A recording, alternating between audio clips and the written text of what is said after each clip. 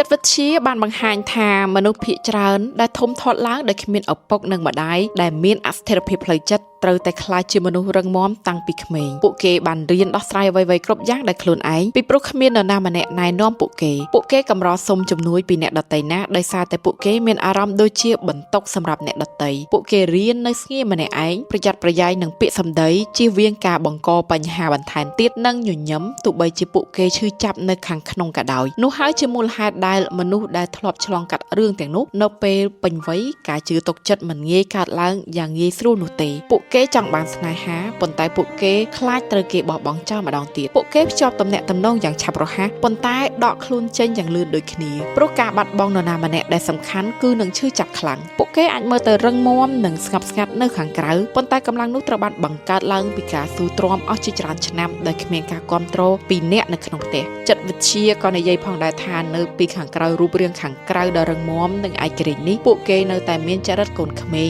ដែលមិនដែលធ្លាប់ទទួលបានការលួងលោមឬមានអារម្មណ៍សុវត្ថិភាពដែលពួកគេត្រូវការនៅក្នុងខ្លួនដដែលនៅក្នុងជំរឿចិត្តពួកគេនៅតែស្វែងរកនរណាម្នាក់ដែលនាំមកនូវសន្តិភាពស្ថិរភាពនិងភាពកក់ក្ដៅដែលពួកគេមិនធ្លាប់មាននៅក្នុងផ្ទះហើយមិនថាពួកគេមើលទៅរឹងមាំប៉ុណ្ណានៅខាងក្រៅអ្វីដែលពួកគេពិតជាចង់បានពិតប្រាកដគឺកន្លែងសុវត្ថិភាពដើម្បីសម្រាប់ឲ្យផ្លូវចិត្តរបស់ពួកគេមានសុវត្ថិភាព